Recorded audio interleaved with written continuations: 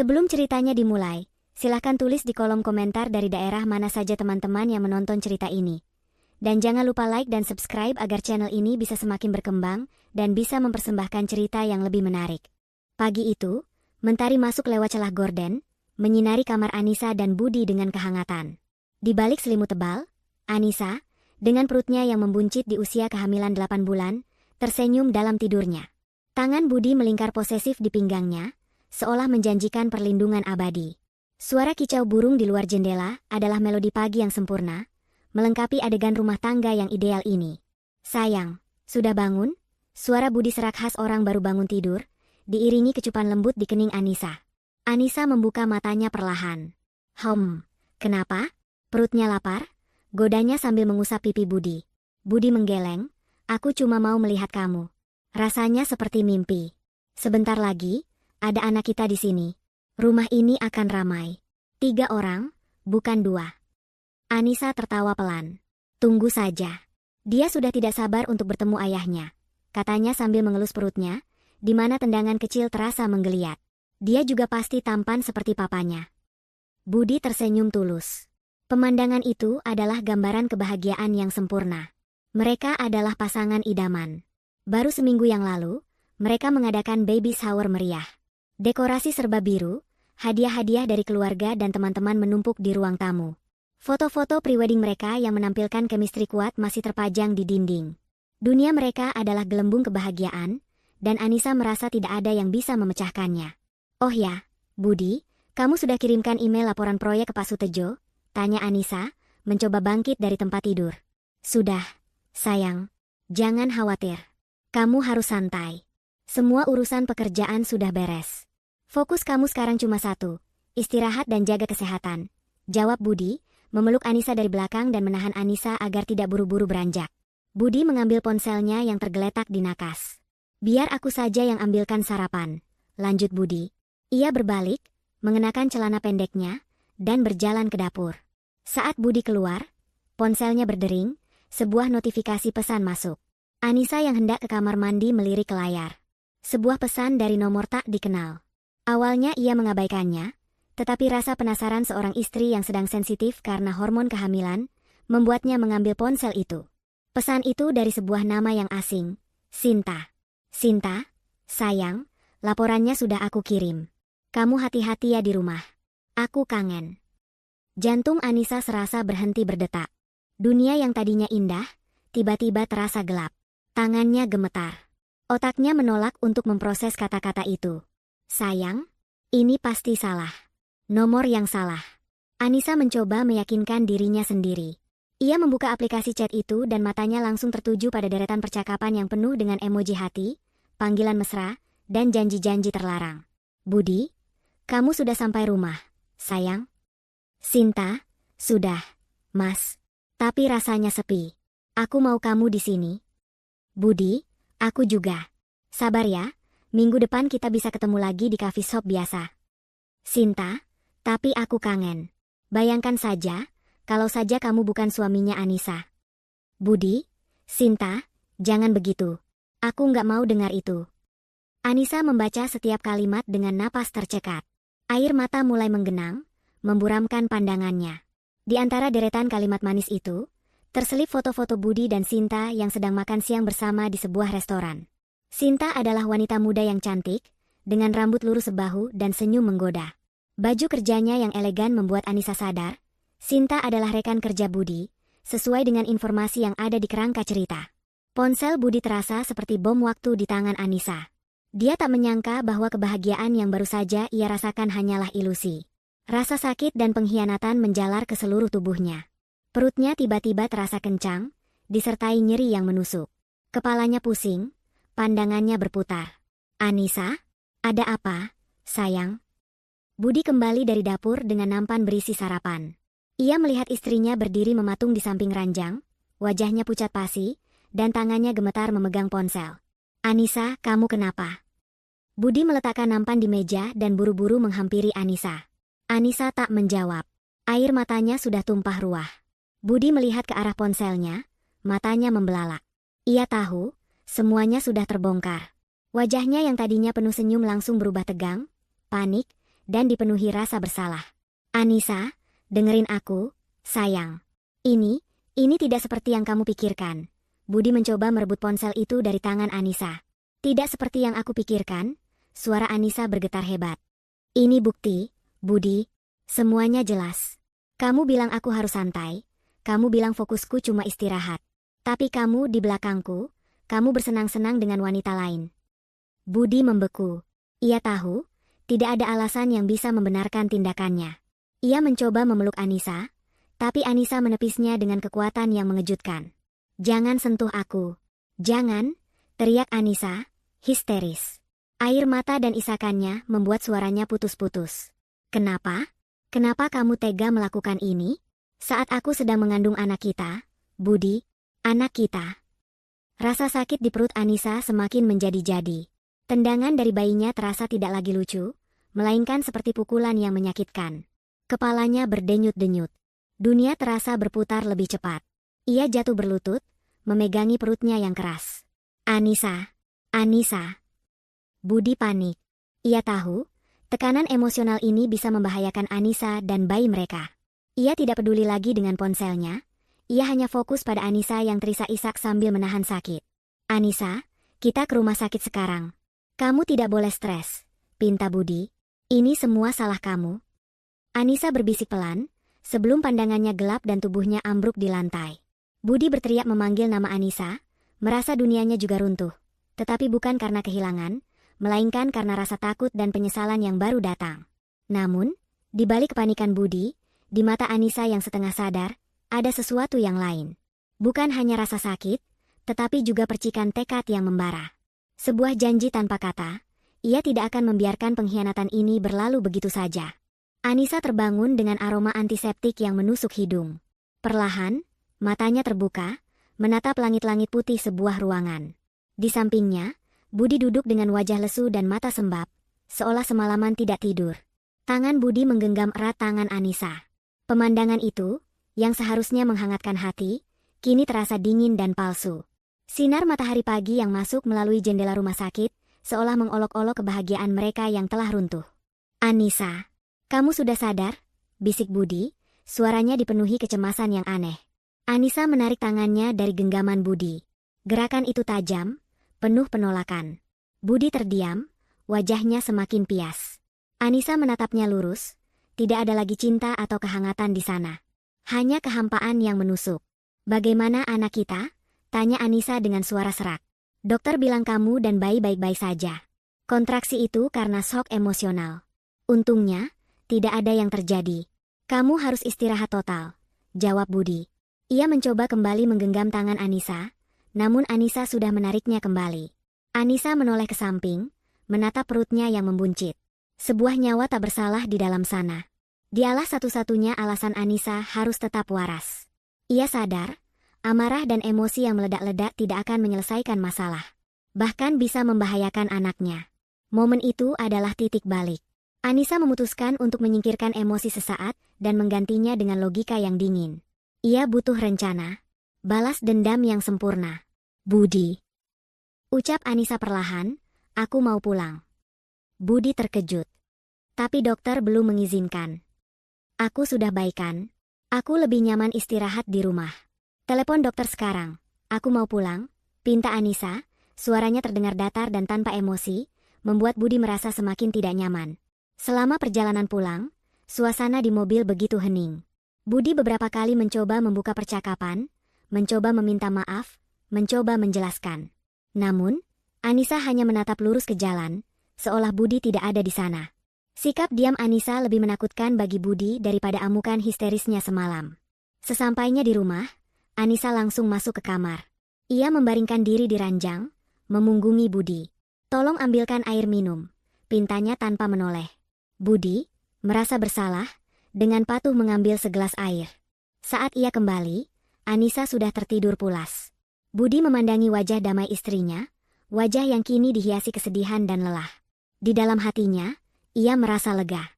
Mungkin Anissa sudah memaafkannya. Mungkin ia hanya butuh waktu. Pemikiran itu menenangkan Budi.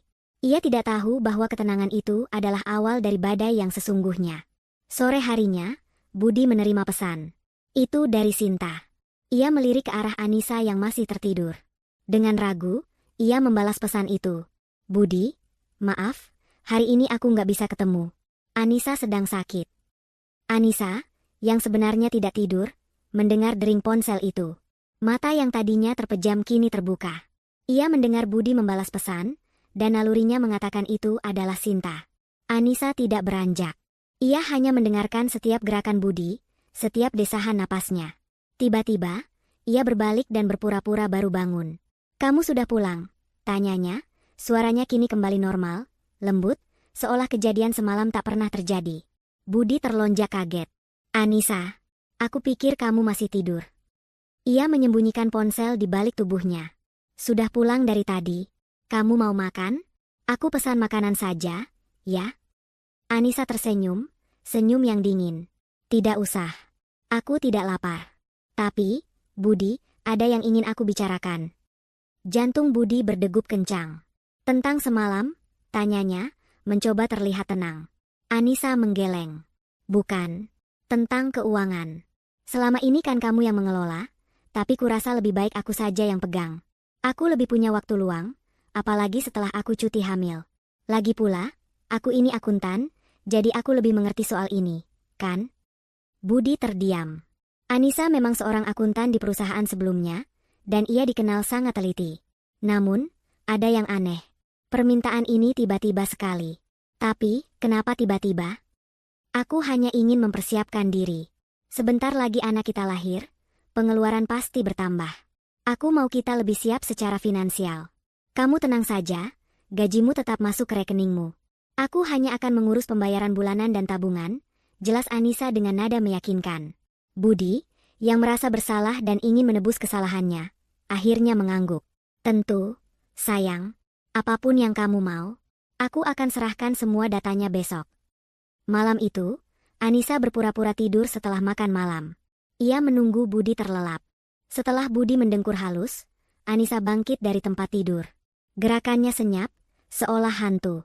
Ia mengambil laptop dan ponsel Budi. Berbekal kata sandi yang ia ketahui, ia mulai menyelidiki. Anissa membuka file keuangan Budi. Ia menemukan semua rekening, investasi, bahkan dana tabungan mereka. Selama berjam-jam, ia mencatat setiap detail, nomor rekening, total saldo, dan aset-aset lain yang mereka miliki. Anissa juga membuka riwayat panggilan dan pesan Budi. Namanya memang Sinta, dan nomornya ia simpan. Ia menemukan jejak digital lainnya, media sosial Sinta, nama lengkapnya, dan bahkan nama perusahaan tempatnya bekerja, yang sama dengan Budi. Anissa mulai mengunduh foto-foto Sinta dari media sosial. Foto liburan, foto di kantor, bahkan foto-foto yang ia unggah bersama Budi tanpa mereka sadari. Semua bukti itu ia simpan dalam sebuah folder rahasia di laptopnya. Anissa juga mengunci akses ke rekening-rekening Budi dengan mengubah kata sandi, hanya menyisakan akses untuk rekening utama agar Budi tidak curiga. Ia juga membuka dompet digital Budi dan menguras saldonya, memindahkannya ke rekeningnya sendiri. Budi tidak akan menyadari hal itu sampai ia memerlukannya. Mata Anissa memancarkan tekad. Rencana telah disusun. Fase pertama berhasil. Ia telah mengendalikan keuangan dan mengumpulkan semua bukti yang dibutuhkan. Anissa tahu, balas dendam tidak akan berhasil jika ia bertindak dengan emosi. Ia akan membalas Budi dengan cara yang sama seperti yang Budi lakukan padanya. Diam-diam, tanpa diketahui, hingga semuanya hancur berantakan.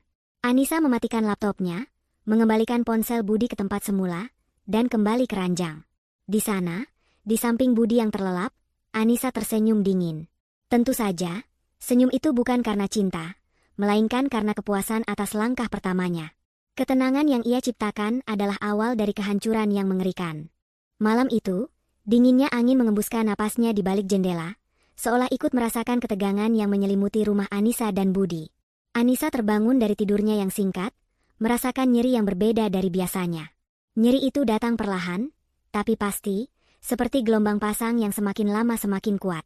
Ini bukan lagi kontraksi palsu. Ini adalah saatnya. Anissa melirik jam dinding, menunjukkan pukul 2 dini hari. Ia mencoba membangunkan Budi dengan tenang, tetapi rasa sakit yang menusuk membuat suaranya bergetar. Budi, Budi, bangun, panggil Anissa pelan. Budi terbangun dengan kaget, wajahnya masih setengah mengantuk. Ada apa, sayang?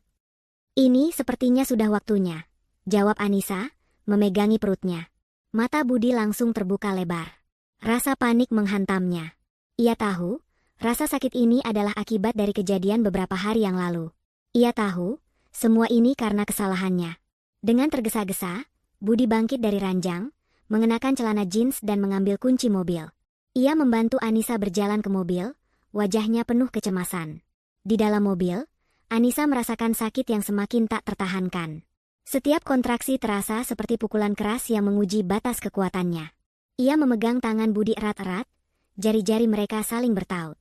Budi menatap Anissa dengan tatapan penuh penyesalan, namun Anissa hanya melihat ketidakjujuran di matanya. Pria itu ada di sana, mendampinginya, tapi hati Anissa tahu Budi tidak sepenuhnya hadir. Budi tidak bisa menghapus rasa sakit pengkhianatan yang jauh lebih dalam dari rasa sakit fisik yang Anissa rasakan saat ini.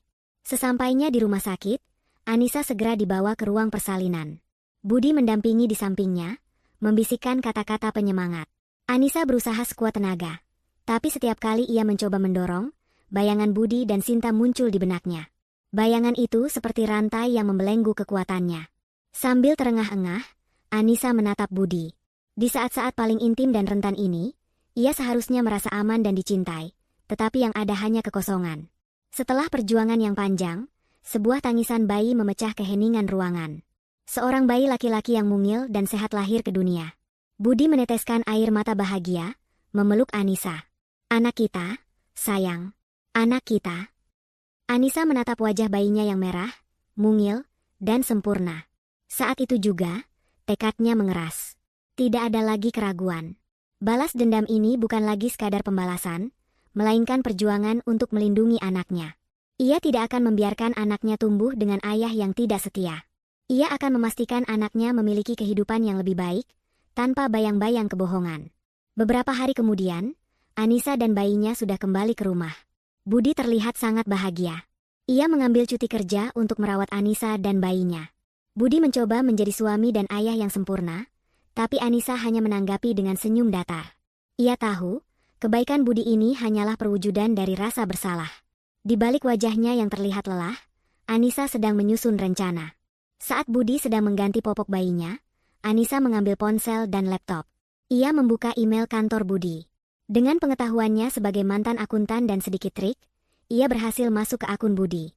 Anissa mulai menyusun email anonim. Ia menulisnya dengan bahasa yang halus, tapi menusuk. Subjek, laporan proyek akhir bulan. Kepada YTH. Bapak Sutejo. Saya mengirimkan email ini atas nama rekan kerja Bapak Budi. Kami semua menghargai kerja keras Bapak Budi dalam memimpin proyek, namun ada sedikit kabar yang kami dengar. Kami berharap Bapak dapat lebih memperhatikan etika dan moral karyawan Bapak, terutama yang terkait dengan hubungan di kantor. Semoga laporan yang saya kirimkan dapat menjadi masukan bagi Bapak. Hormat saya, Anonim. Anissa melampirkan sebuah file kecil yang berisi kutipan-kutipan dari percakapan Budi dan Sinta yang ia dapatkan dari ponsel Budi. Ia sengaja tidak menyebut nama Sinta, hanya menyiratkan bahwa ada hubungan terlarang di kantor. File itu ia beri nama, data proyek baru, agar terlihat tidak mencurigakan. Anissa mengirim email itu ke alamat Pak Sutejo, atasan Budi. Setelah mengirim email, Anissa menghapus jejaknya. Ia keluar dari akun email Budi, menghapus riwayat pencarian, dan menutup laptopnya. Langkah pertamanya telah berhasil. Keesokan harinya, Budi kembali masuk kerja. Sore harinya, saat ia kembali, Budi tampak gelisah. Ia terus mengecek ponselnya, dan sesekali terlihat panik. Ada apa, Budi? Tanya Anissa dengan nada polos. Tidak ada apa-apa, sayang. Hanya ada masalah kecil di kantor, jawab Budi, berusaha tersenyum. Anissa hanya mengangguk, pura-pura percaya. Ia tahu, email yang ia kirimkan sudah dibaca oleh atasan Budi. Ia tahu, gosip akan mulai menyebar. Ia hanya perlu menunggu. Malam itu, Anissa kembali mengecek ponsel Budi. Ada beberapa pesan dari rekan kerja Budi. Rekan A, bro, ada masalah apa di kantor? Kenapa Pak Sutejo terlihat marah sekali hari ini? Rekan B, Budi, kamu tahu siapa yang kirim email anonim ke Pak Sutejo? Isinya aneh banget. Budi menjawab dengan nada panik, mengatakan bahwa ia tidak tahu apa-apa. Anissa tersenyum tipis. Ia telah berhasil menanamkan benih keraguan dan ketidakpercayaan di lingkungan kerja Budi. Ini hanyalah awal. Ia akan memastikan benih itu tumbuh menjadi pohon yang besar dan menghancurkan kehidupan Budi sepenuhnya. Tanpa amarah, tanpa air mata, hanya dengan strategi yang dingin dan terencana. Balas dendam Anissa baru saja dimulai. Malam-malam setelah Anissa pulang dari rumah sakit terasa hening, diselimuti oleh ketegangan yang tidak terucapkan. Budi berusaha keras mengisi kekosongan itu dengan perhatian yang berlebihan. Ia selalu memastikan Anissa dan bayinya nyaman, namun kebaikan itu terasa hambar.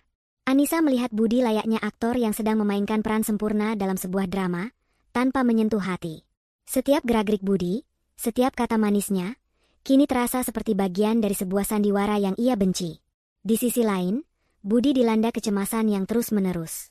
Sejak email anonim itu masuk ke kotak surat Pak Sutejo, suasana di kantor berubah menjadi dingin.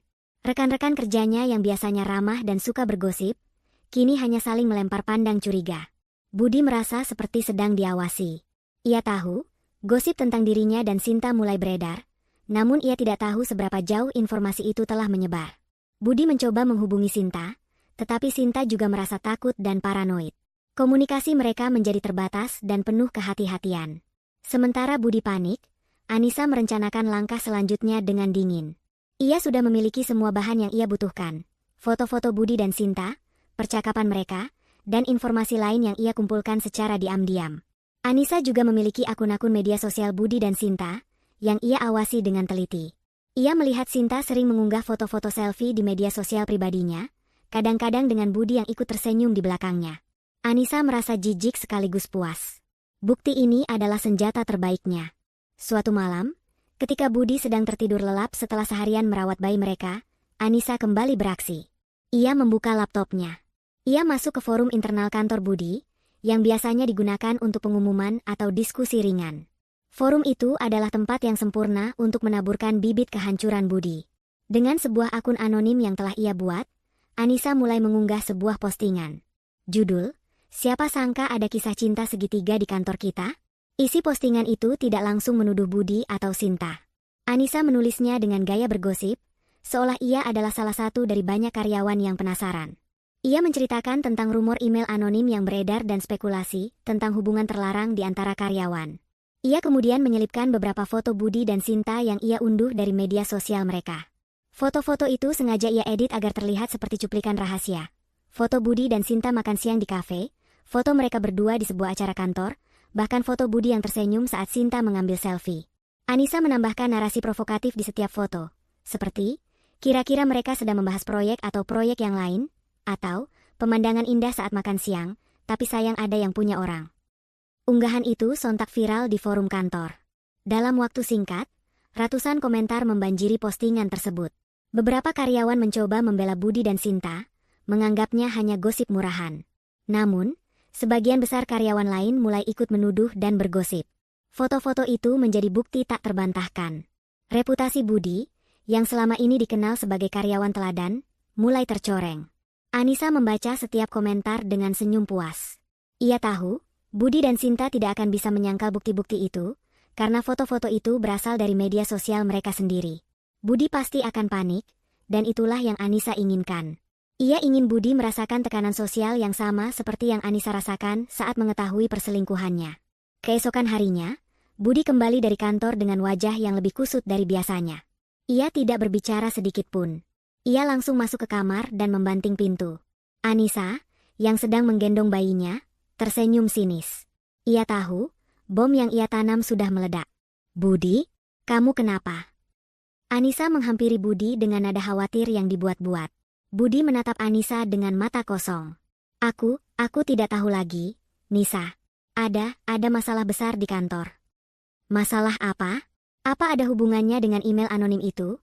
tanya Anissa, berpura-pura tidak tahu. Budi mengangguk. "Lebih parah. Ada orang yang mengunggah foto-foto aku dan Sinta di forum kantor.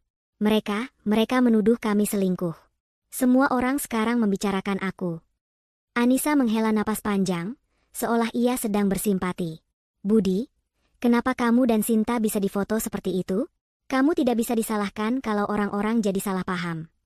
Kata-kata Anissa menusuk Budi lebih dalam daripada ribuan komentar di forum. Budi tahu, Anissa mengatakan itu bukan karena peduli, melainkan karena ia menyindir. Budi merasa terjebak. Ia ingin membela dirinya, tetapi ia tidak punya alasan yang bisa membenarkan tindakannya. Aku tidak tahu harus bagaimana, bisik Budi, suaranya dipenuhi putus asa. Kalau begitu, aku harus bilang apa kepada mereka? Anissa melanjutkan serangannya. Aku harus bilang apa kepada teman-teman kita, kepada orang tua kita? Aku harus bilang apa kepada anak kita kalau dia sudah besar nanti? Pertanyaan-pertanyaan Anissa menghancurkan mental Budi. Ia tidak punya jawaban. Ia hanya bisa terdiam, tenggelam dalam penyesalannya. Anissa tidak berteriak, tidak menangis, tapi kata-katanya lebih tajam dari pedang. Anissa kemudian meletakkan bayinya di ranjang dan berjalan ke arah Budi.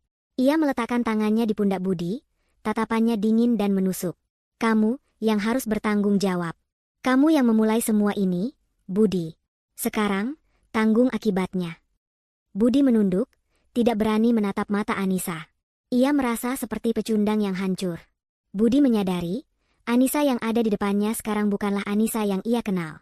Anissa yang dulu hangat dan penuh cinta kini telah berubah menjadi sosok yang dingin dan penuh dendam.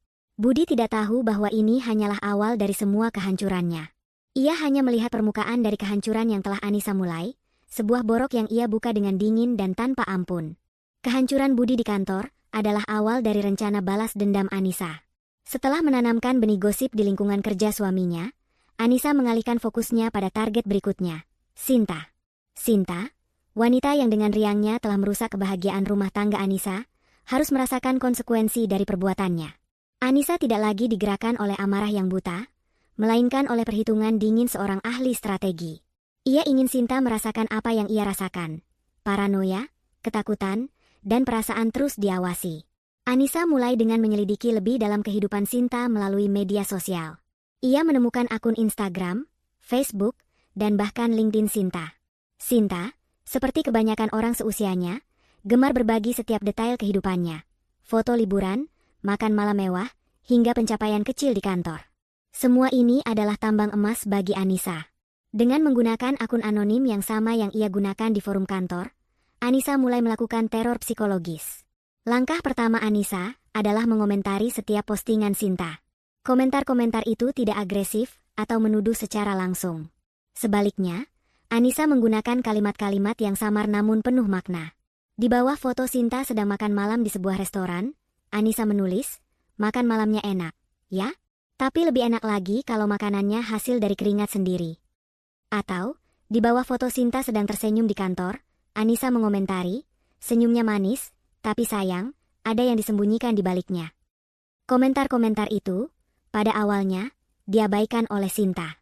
Namun, setelah komentar serupa terus muncul di setiap postingan barunya, Sinta mulai merasa tidak nyaman. Ia mulai bertanya-tanya siapa di balik akun anonim itu. Ia mencoba memblokir akun itu, tetapi Anissa dengan cepat membuat akun baru. Sinta merasa seperti bayangan gelap terus mengawasinya di dunia maya. Namun, Anissa tidak berhenti di situ. Ia ingin teror itu lebih nyata. Ia mencari tahu nomor telepon Sinta dari data yang ia dapatkan dari ponsel Budi. Anissa mulai mengirim pesan-pesan misterius melalui nomor yang tidak dikenal. Pesan itu berisi kalimat-kalimat pendek, seperti, "Kamu tidak bisa lari dari masa lalu," atau, "Kamu pikir aku tidak tahu apa yang kamu lakukan." Pesan-pesan itu dikirim secara acak, kadang-kadang pada dini hari, membuat Sinta terkejut dan sulit tidur. Sinta, yang awalnya adalah wanita ceria dan percaya diri, mulai menunjukkan tanda-tanda kecemasan. Ia mulai sering melamun di kantor, pandangannya kosong. Ia sering melirik ponselnya, berharap tidak ada pesan baru yang masuk. Ia bahkan mulai melihat sekelilingnya, merasa ada seseorang yang mengawasinya. Suatu hari, Sinta menemukan sebuah kartu pos di meja kerjanya. Kartu pos itu bergambar bunga mawar, dan di baliknya, ada tulisan tangan yang rapi dan samar, "Mawar ini akan layu, sama seperti kebohongan yang kamu sembunyikan." Tentu saja, kartu pos itu dikirim oleh Anissa. Anissa menyelinap ke kantor Budi, yang ia tahu masih menjadi tempat Sinta bekerja, dan dengan cerdiknya meletakkan kartu pos itu di meja Sinta. Aksi Anissa ini adalah pemicu. Sinta mulai merasa paranoid. Ia menelepon Budi, suaranya dipenuhi ketakutan. "Budi, ini semua salahmu. Ada seseorang yang menerorku. Mereka tahu segalanya." Budi, yang juga sedang dilanda masalah di kantor akibat ulah Anissa, mencoba menenangkan Sinta. "Sinta, tenang. Itu pasti hanya gosip murahan. Abaikan saja." "Tidak. Kamu tidak mengerti. Aku menemukan kartu pos di mejaku hari ini. Tulisan tangannya seperti hantu. Sinta berteriak histeris. Siapa yang bisa masuk ke kantor kita dan meletakkannya di mejaku? Ini bukan lagi gosip, Budi. Ini teror. Budi juga merasa takut. Ia tahu, ada yang salah. Ini bukan lagi sekadar gosip ringan. Ada seseorang yang memiliki motif kuat dan memiliki akses ke informasi pribadi mereka. Budi mulai curiga. Siapa? Siapa yang bisa melakukan ini? Sinta, yang sudah tidak bisa berpikir jernih, mulai menangis di telepon. Aku tidak tahu. Aku takut, Budi. Aku tidak bisa bekerja dengan tenang. Pada titik ini, Anissa kembali melancarkan aksinya di dunia maya. Ia membuat akun email palsu, berpura-pura menjadi teman Sinta yang peduli. Ia mengirim email kepada Sinta. Subjek, hati-hati, Sinta. Sinta, aku tidak tahu siapa yang melakukan ini padamu. Tapi kamu harus tahu, kamu tidak aman. Mungkin kamu harus mencari perlindungan. Mereka yang terluka akan membalas dengan cara yang tak terduga. Email itu menjadi pukulan terakhir bagi mental Sinta. Ia membaca kalimat itu berulang kali. Mereka yang terluka. Sinta tahu, Anissa adalah orang yang terluka. Meskipun ia tidak punya bukti, semua tanda mengarah ke sana. Ketakutan yang sebelumnya hanya bisikan, kini menjadi jeritan di dalam hatinya. Sinta mulai merasa terisolasi. Teman-teman di kantornya menjauhinya. Mereka tidak lagi mengajaknya makan siang atau mengobrol. Sinta merasa sendirian. Budi, yang adalah satu-satunya orang yang seharusnya bisa ia andalkan, juga sibuk dengan masalahnya sendiri. Budi, yang kini merasakan tekanan dari atasan dan rekan kerjanya, tidak bisa lagi memberikan perhatian penuh pada Sinta. Sinta mulai mengalami gangguan tidur.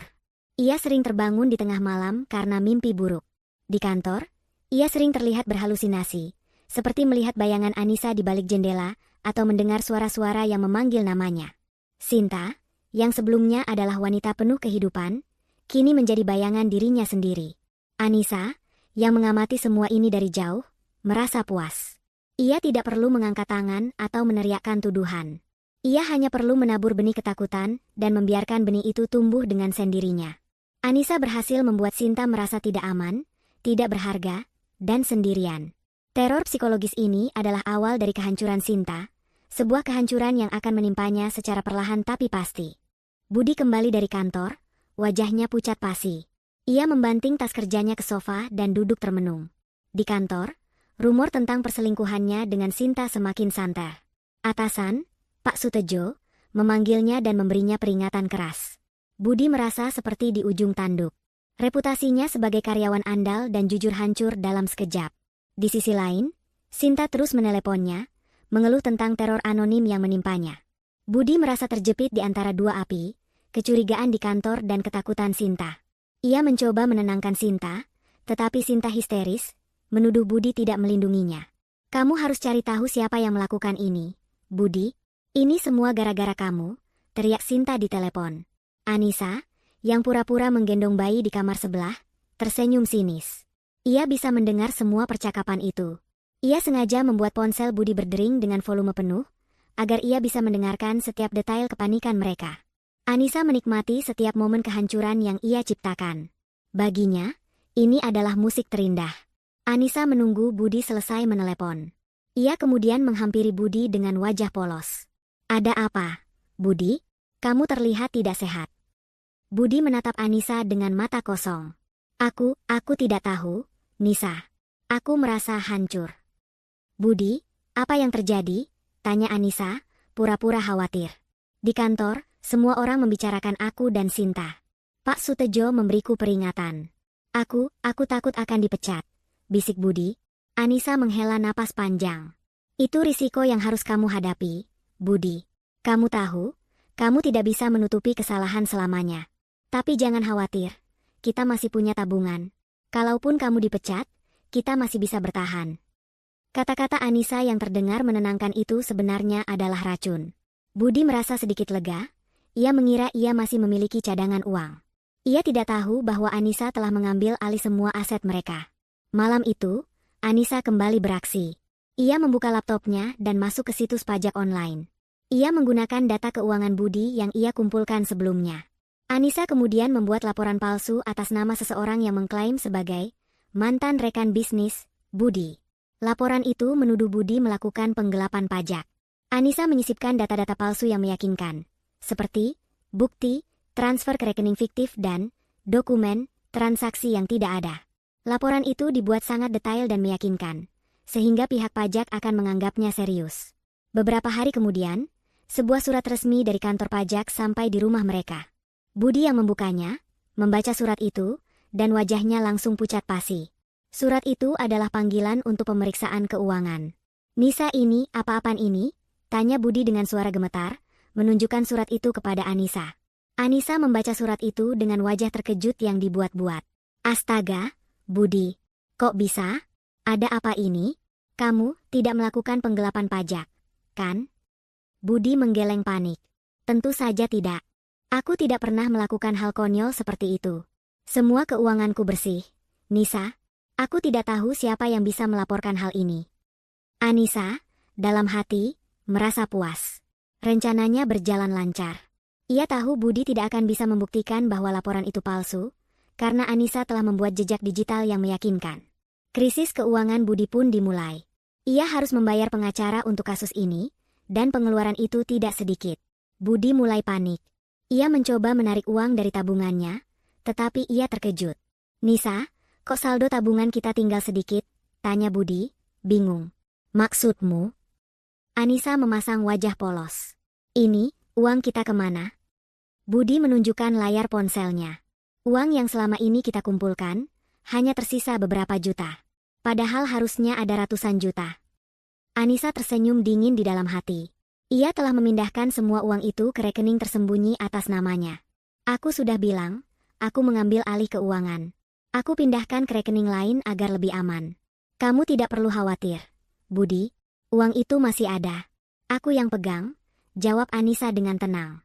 Budi merasa sedikit lega, tetapi ia tetap cemas. "Tapi aku butuh uang itu sekarang untuk membayar pengacara dan denda. Jika aku terbukti bersalah." "Oh, kamu mau aku yang bayar?" tanya Anissa, menatap Budi dengan tatapan menusuk. "Aku tidak akan membayar denda untuk kejahatan yang tidak aku lakukan. Ini masalahmu, Budi. Kamu yang harus menyelesaikannya. Aku tidak mau uang kita, uang untuk anak kita, habis untuk masalahmu." Budi terdiam. Kata-kata Anissa seolah menghantamnya keras. Ia merasa tidak berdaya. Ia terpaksa menjual beberapa aset kecil mereka, seperti sepeda motor dan beberapa perhiasan, untuk menutupi biaya pengacara. Budi, yang kini dilanda masalah di kantor dan masalah keuangan, menjadi sangat stres. Ia sering marah-marah dan sulit tidur. Anissa, di sisi lain, tetap tenang. Ia merawat bayinya dengan penuh cinta, seolah tidak ada masalah yang terjadi di antara mereka. Anissa sengaja membuat Budi merasa terasingkan, seperti orang asing di rumahnya sendiri. Anissa tidak hanya memanipulasi keuangan Budi, tetapi juga mentalnya. Budi merasa seperti kehilangan kendali atas hidupnya. Ia mencoba mencari pekerjaan lain, tetapi reputasinya yang buruk membuat ia ditolak di mana-mana. Anissa telah memastikan bahwa nama Budi tercoreng di lingkungan kantor mereka, dan itu membuat Budi sulit untuk bangkit kembali. Anissa melihat Budi, yang dulunya adalah pria penuh percaya diri, kini menjadi sosok yang rapuh. Ia tahu, Budi sudah berada di ambang kehancuran. Ia tidak perlu lagi berteriak atau menangis. Ia hanya perlu melihat Budi tenggelam dalam kehancurannya sendiri, perlahan-lahan. Krisis keuangan ini hanyalah langkah awal dari kehancuran Budi yang akan datang. Kepanikan Budi semakin menjadi-jadi. Masalah di kantor dan teror pada Sinta membuat mentalnya terkuras habis. Setiap pagi, ia pergi bekerja dengan rasa takut yang menyesakkan. Ia merasa seperti berjalan di atas tali tipis, siap jatuh kapan saja. Di rumah, Anissa tetap menjalankan perannya sebagai istri yang simpatik. Namun di balik senyum tipisnya, ia adalah dalang dari semua kekacauan itu. Anissa tahu, untuk menamatkan penderitaan Budi, ia harus menghancurkan fondasi terakhir yang Budi miliki, karirnya. Ia tahu, Budi sangat bangga dengan jabatannya di kantor. Anissa ingin mengambil itu darinya, sama seperti Budi mengambil kebahagiaan Anissa. Ia juga ingin Sinta merasakan hal yang sama. Anissa mulai mencari tahu tentang atasan Budi, Pak Sutejo. Ia menemukan nama istri Pak Sutejo melalui akun media sosial Pak Sutejo. Nama istrinya adalah Burina. Anissa kemudian mencari tahu tentang Burina, dan ia menemukan akun media sosialnya. Burina adalah seorang wanita parubaya yang aktif di grup ibu-ibu arisan online. Anissa melihat, Bu Rina sering mengunggah foto bersama teman-temannya. Ia adalah tipe wanita yang suka bergosip dan sangat menjunjung tinggi nama baik keluarga. Anissa tahu, inilah celah yang bisa ia gunakan. Anissa membuat akun palsu di media sosial, kali ini dengan nama seorang ibu-ibu. Ia mengirimkan pesan pribadi kepada Bu Rina. Kepada YTH. Ibu Rina, maaf mengganggu waktu ibu. Saya salah satu teman arisan di grup sebelah. Saya ingin memberitahu ibu, hati-hati dengan suami ibu. Ada rumor yang sangat tidak enak tentang suami ibu dan salah satu karyawannya. Salam hormat, Ibu Narti. Bu Rina, yang memang gemar bergosip, langsung membalas pesan itu. Ia menanyakan detail rumor tersebut. Anissa, dengan sangat hati-hati, mulai memberikan informasi. Ia tidak menuduh Pak Sutejo secara langsung. Ia hanya menceritakan tentang Budi dan Sinta. Anissa menceritakan tentang email anonim dan unggahan di forum kantor. Ia menambahkan sedikit bumbu drama, mengatakan bahwa hubungan Budi dan Sinta sudah diketahui oleh seluruh kantor. Anissa juga mengklaim bahwa banyak karyawan yang kesal dengan Budi dan Sinta, dan mereka menganggap Pak Sutejo tidak tegas dalam menyelesaikan masalah ini. Pesan-pesan itu membuat Bu Rina geram. Sebagai istri seorang manajer, ia sangat menjaga nama baik suaminya. Ia merasa suaminya tidak becus dalam mengurus kantor, dan nama baik keluarga mereka bisa tercoreng. Ia membalas pesan Anissa dengan marah. Ibu Narti, terima kasih atas informasinya. Suami saya tidak pernah menceritakan ini. Saya akan bicara dengannya. Ini tidak bisa dibiarkan begitu saja. Beraninya mereka merusak nama baik perusahaan suami saya. Anissa tersenyum puas. Ia tahu, sekarang bom itu sudah berada di tangan yang tepat. Bu Rina adalah bom waktu yang bisa meledak kapan saja. Malam itu, Budi pulang dari kantor dengan wajah lelah. Anissa melihatnya, dan ia bertanya dengan suara polos. Bagaimana Budi? Ada kabar dari Pak Sutejo? Budi menggeleng. Tidak ada. Tapi Pak Sutejo terlihat sangat marah hari ini. Ia tidak mau bicara dengan siapapun. Anissa hanya mengangguk. Ia tahu, itu adalah awal dari kehancuran Budi. Pukul 8 malam, ponsel Budi berdering. Itu adalah telepon dari Pak Sutejo. Budi mengangkatnya dengan ragu. Budi, kamu datang ke kantor sekarang. Ada yang harus kita bicarakan. Suara Pak Sutejo terdengar dingin dan tegang. Anissa melihat Budi panik. Ada apa, Budi? Tidak tahu, Budi menjawab dengan suara gemetar. Pak Sutejo memintaku ke kantor sekarang. Budi segera pergi ke kantor. Ia merasa jantungnya berdebar kencang. Ia tahu, sesuatu yang buruk akan terjadi. Sesampainya di kantor, ia melihat Pak Sutejo dan seorang wanita parubaya, yang ia kenali sebagai Bu Rina, sedang duduk di ruangannya. Wajah Bu Rina terlihat sangat marah. Budi, duduk, perintah Pak Sutejo dengan suara datar. Budi duduk dengan gugup. Ada apa, Pak? Saya sudah tahu semuanya, Budi. Semua tentang kamu dan Sinta. Istri saya sudah menceritakan semuanya. Saya tidak menyangka kamu akan merusak nama baik perusahaan dan istri saya. Kamu telah melanggar etika kerja, Budi, kata Pak Sutejo dengan nada dingin. Budi mencoba menjelaskan, Pak, ini tidak seperti yang Bapak pikirkan. Ini hanya salah paham. Salah paham? Potong Bu Rina dengan marah. Saya sudah melihat buktinya.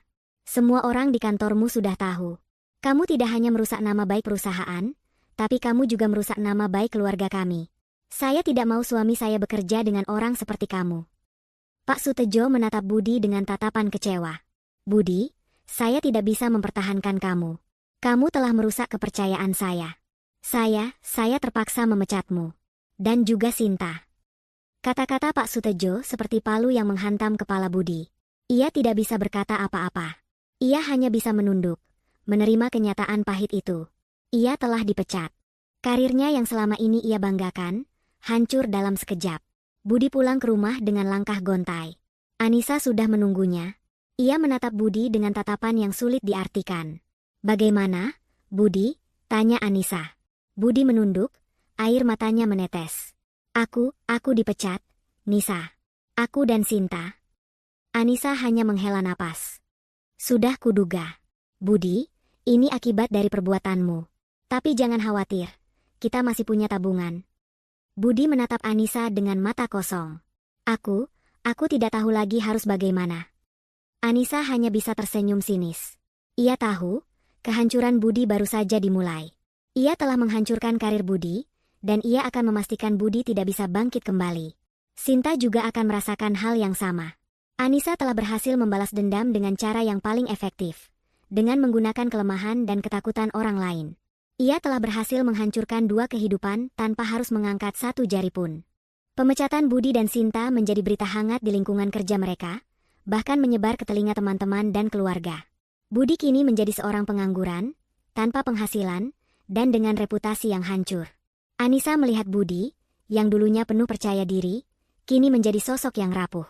Budi sering melamun, sulit tidur, dan sering marah-marah. Ia merasa seperti kehilangan arah, tidak tahu harus berbuat apa. Di rumah, Anissa tetap menjalankan perannya sebagai ibu yang baik bagi bayinya, namun ia menempatkan Budi sebagai orang asing. Ia sengaja membuat Budi merasa terisolasi, seolah-olah Budi bukanlah bagian dari keluarga. Anissa menolak untuk berbicara serius dengan Budi tentang masalah keuangan. Ia hanya memberikan jawaban yang datar dan menusuk, yang semakin mengikis mental Budi. Aku tidak tahu harus berbuat apa, Nisa. Aku sudah mencoba melamar pekerjaan di mana-mana, tapi tidak ada yang menerimaku. Reputasiku sudah hancur, keluh Budi pada suatu malam. Anissa hanya menatapnya dengan dingin. Itu risiko yang harus kamu hadapi, Budi. Aku sudah pernah bilang, kamu yang memulai semua ini. Budi menunduk, tidak bisa berkata apa-apa. Ia merasa tidak berdaya. Ia merasa Anissa tidak lagi mencintainya, dan ia merasa kehilangan segalanya. Anissa, yang melihat Budi sudah diambang kehancuran, melancarkan serangan berikutnya. Ia sengaja mencari tahu tentang hutang-hutang Budi. Anissa menemukan bahwa Budi masih memiliki cicilan kredit mobil, dan beberapa hutang kecil lainnya. Ia tahu, tanpa penghasilan, Budi tidak akan bisa melunasinya. Suatu hari, Anissa menemukan surat tagihan di atas meja. Itu adalah surat tagihan cicilan mobil yang sudah jatuh tempo. Anissa sengaja tidak membayar cicilan itu, padahal ia bisa melakukannya dengan uang yang ia simpan di rekening rahasia. Ia sengaja membiarkan tagihan itu menumpuk, menunggu Budi panik. Budi yang melihat surat tagihan itu, langsung panik. Ia tahu, jika cicilan itu tidak dibayar, mobilnya akan ditarik. Mobil itu adalah satu-satunya aset berharga yang masih tersisa. Budi mencoba menarik uang dari rekeningnya, tetapi saldonya sudah sangat menipis. Ia tahu, ia harus meminta uang kepada Anissa. Nisa, aku butuh uang. Cicilan mobil sudah jatuh tempo, dan aku tidak punya uang, pinta Budi dengan suara gemetar. Anissa menatap Budi dengan tatapan menusuk. Kenapa kamu harus memintaku? Aku sudah bilang, ini masalahmu. Aku tidak akan membiarkan uang untuk anakku habis untuk menutupi hutang-hutangmu. Budi merasa putus asa. Ia mencoba memohon, Nisa, tolong. Aku akan melunasi hutang itu setelah aku dapat pekerjaan. Kapan itu, Budi? Kapan kamu akan dapat pekerjaan? Kamu sudah mencoba melamar di mana-mana, dan tidak ada yang menerimamu. Kamu pikir aku akan percaya? Tanya Anissa, suaranya dipenuhi sindiran. Budi terdiam. Ia tidak bisa berkata apa-apa. Ia tahu, ia sudah tidak punya alasan untuk membela dirinya. Budi terpaksa menjual mobilnya untuk menutupi cicilan dan hutang-hutang kecilnya. Budi, yang dulunya adalah pria yang memiliki segalanya, kini hanya memiliki sepeda motor bekas yang ia beli dengan uang sisa penjualan mobilnya. Anissa, yang melihat Budi sudah di titik terendah, melancarkan serangan berikutnya. Ia sengaja membawa Budi ke pengadilan agama. Ia melayangkan gugatan cerai. Budi, yang tidak tahu apa-apa, terkejut. Ia tidak menyangka Anissa akan melakukan ini. Nisa, kenapa kamu melakukan ini? Tanya Budi, suaranya bergetar. Aku tidak bisa melanjutkan hidup dengan pria seperti kamu, Budi. Aku tidak mau anakku tumbuh dengan ayah yang tidak setia. Jawab Anissa, suaranya dingin dan tegas. Budi mencoba memohon, Nisa, tolong. Beri aku satu kesempatan lagi. Aku akan berubah, aku janji. Anissa hanya menggeleng.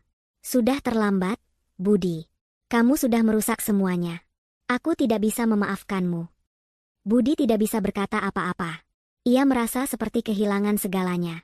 Ia tidak punya pekerjaan, tidak punya uang, dan sekarang ia akan kehilangan istrinya dan anaknya. Budi merasa hidupnya hancur. Ia tidak tahu, ini hanyalah awal dari kehancuran Budi yang sesungguhnya.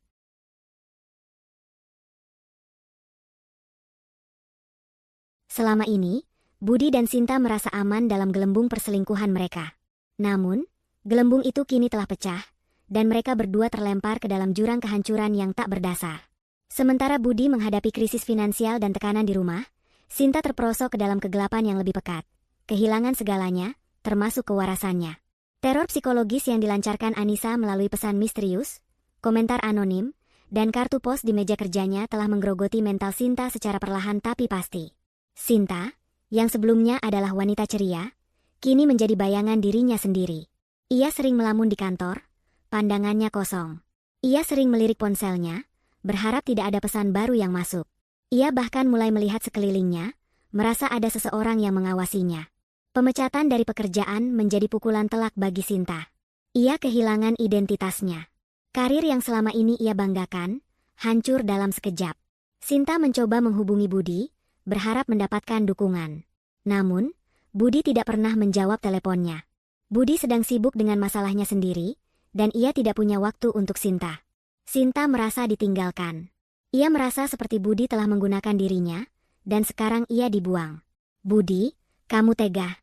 Kamu meninggalkanku saat aku sedang hancur," teriak Sinta di telepon, tapi Budi tidak pernah menjawab. Kondisi mental Sinta semakin memburuk. Ia mulai mengalami gangguan tidur. Ia sering terbangun di tengah malam karena mimpi buruk.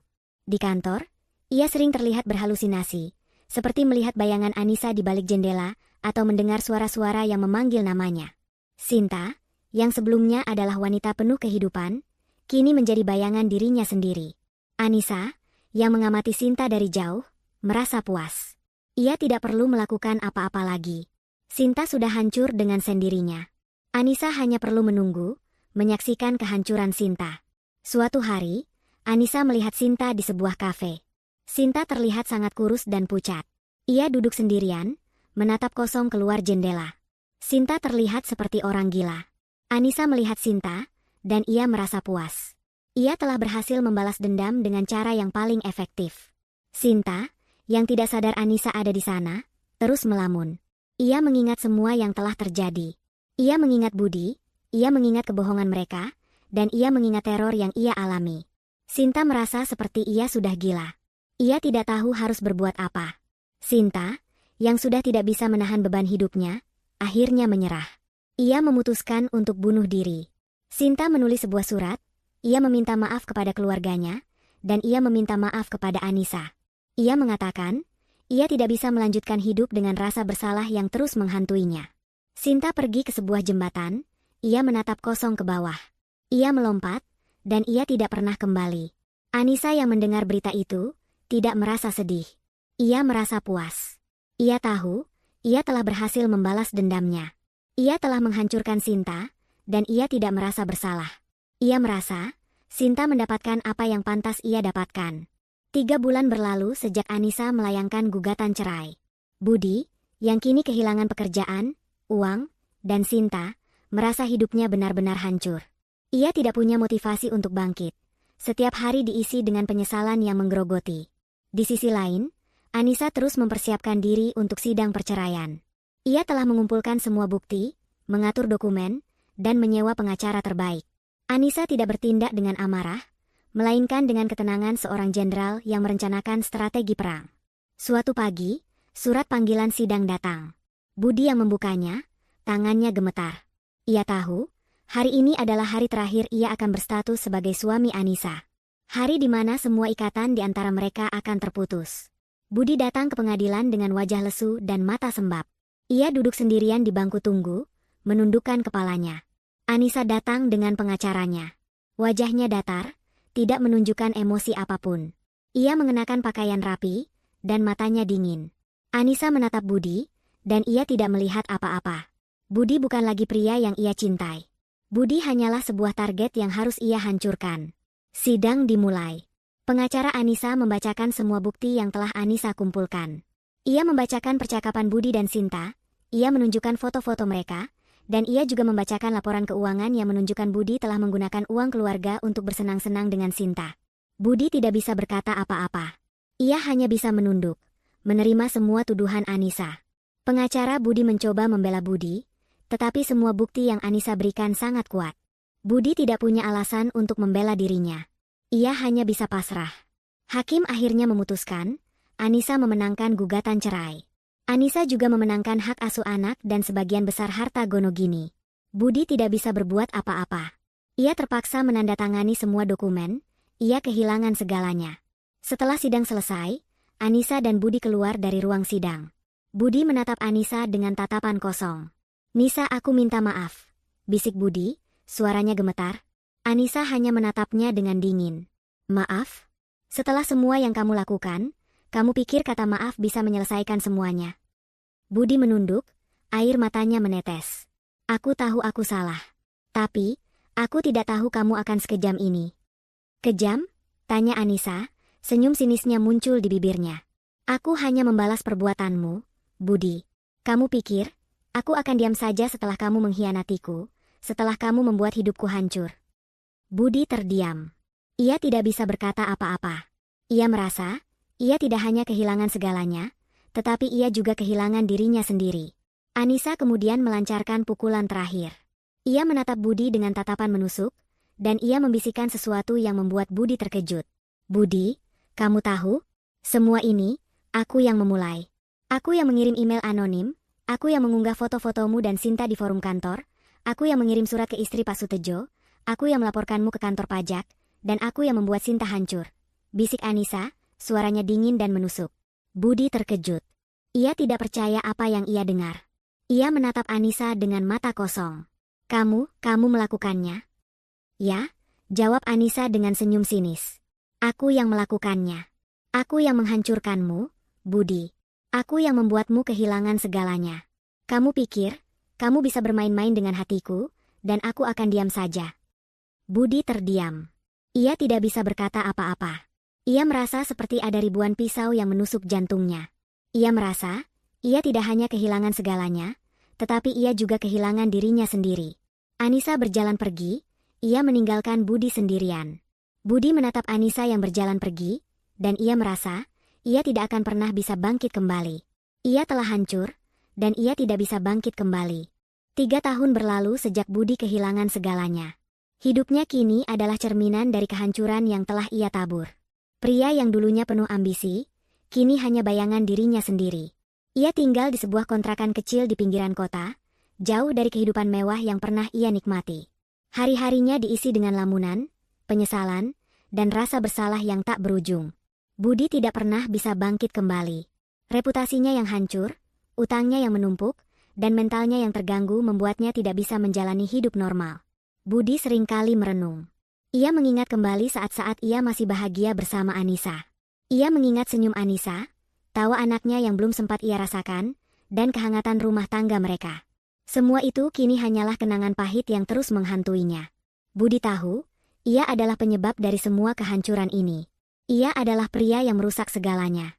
Ia adalah pria yang mengkhianati cinta dan kepercayaan. Di sisi lain, Anissa hidup bahagia. Ia membesarkan anaknya, seorang anak laki-laki yang tampan dan cerdas, dengan penuh cinta. Anissa telah memulai hidup baru. Ia membuka bisnis kecil di bidang konsultasi keuangan, dan ia berhasil.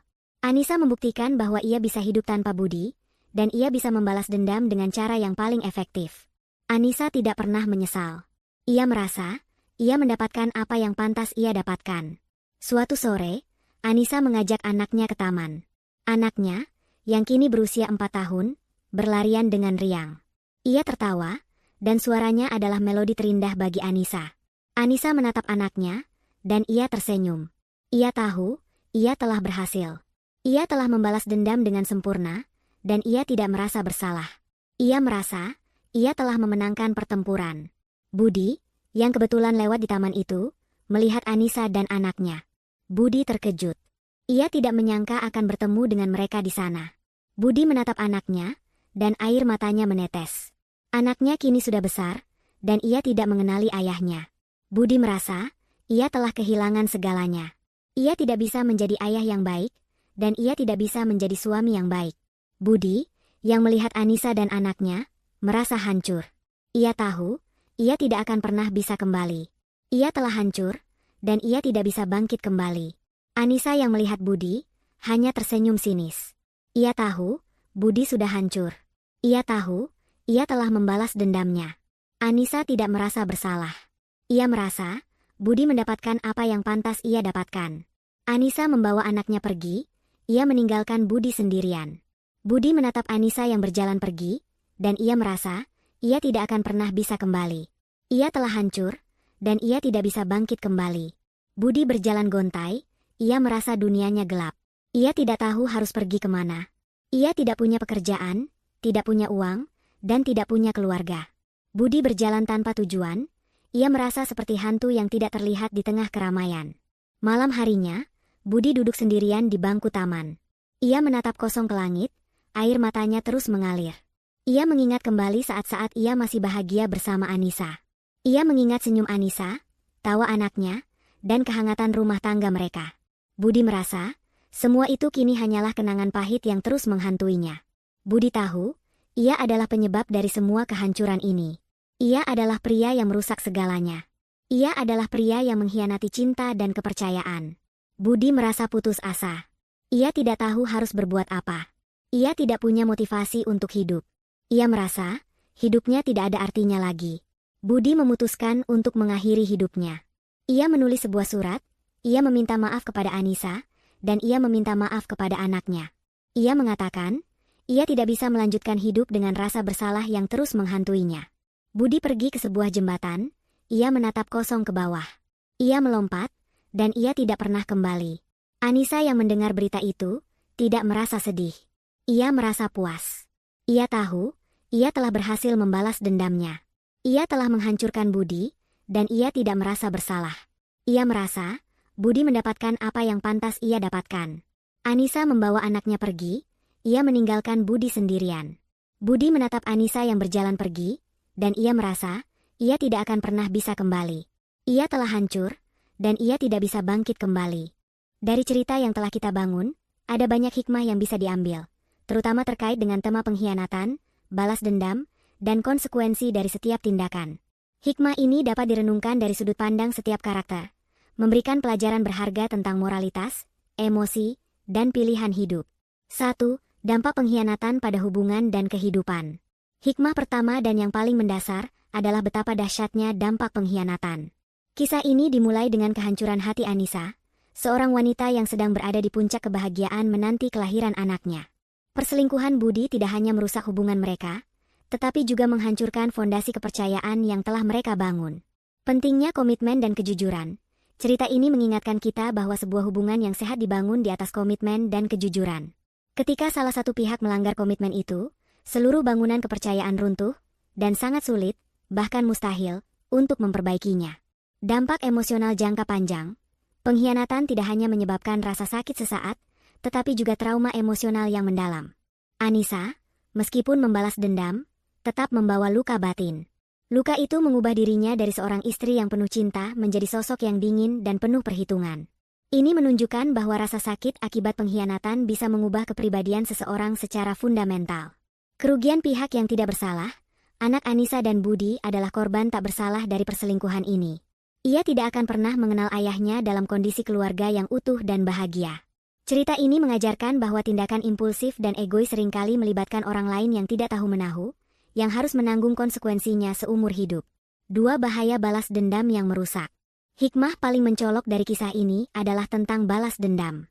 Rencana Anissa untuk membalas dendam memang berhasil, tetapi apakah ia benar-benar menang? Balas dendam tidak menghadirkan kedamaian. Anissa berhasil menghancurkan Budi dan Sinta, tetapi apakah ia merasakan kedamaian? Cerita ini tidak menunjukkan Anissa merasa lega atau bahagia setelah semua itu. Sebaliknya, ia tampak dingin dan tanpa emosi. Ini mengajarkan kita bahwa balas dendam, meskipun memuaskan nafsu amarah, tidak akan pernah membawa kedamaian sejati. Balas dendam hanya akan menciptakan kehancuran yang lebih besar. Transformasi menjadi kejam. Untuk membalas dendam, Anissa harus menjadi sosok yang manipulatif, dingin, dan kejam. Ia tidak lagi bertindak berdasarkan cinta atau belas kasihan, tetapi berdasarkan kebencian. Proses ini mengubah dirinya menjadi sesuatu yang mungkin ia benci. Ini menunjukkan bahwa balas dendam seringkali membuat pelakunya menjadi lebih buruk daripada orang yang ingin dihancurkannya. Sikap menentukan hasil. Anissa memilih jalan balas dendam, sementara Budi memilih jalan pengkhianatan. Keduanya adalah pilihan yang merusak. Hikmahnya adalah setiap pilihan yang kita buat akan menentukan siapa kita dan bagaimana hidup kita di masa depan. Anissa memilih untuk fokus pada kehancuran, bukan pada penyembuhan. 3. Konsekuensi dari setiap tindakan. Cerita ini adalah studi kasus tentang konsekuensi dari setiap tindakan. Setiap langkah yang diambil Anissa, Budi, dan Sinta memiliki akibat yang fatal. Budi, kehancuran hidup yang bertahap. Budi memulai segalanya dengan perselingkuhan. Konsekuensinya tidak datang secara tiba-tiba, tetapi perlahan-lahan. Ia kehilangan kepercayaan, pekerjaan, uang, keluarga, dan akhirnya hidupnya. Ini mengajarkan bahwa setiap kesalahan akan memiliki konsekuensinya sendiri, dan konsekuensi itu seringkali jauh lebih berat dari yang kita bayangkan. Sinta, korban dari pilihan buruk. Sinta terlibat dalam hubungan terlarang dengan pria beristri. Konsekuensinya adalah ia menjadi target balas dendam, kehilangan pekerjaan, reputasi, dan akhirnya kewarasannya. Ia tidak hanya menjadi korban dari balas dendam Anissa, tetapi juga dari pilihan buruknya sendiri. Ini mengajarkan bahwa dalam sebuah hubungan terlarang, tidak ada pihak yang benar-benar menang. Anissa, harga yang dibayar untuk balas dendam.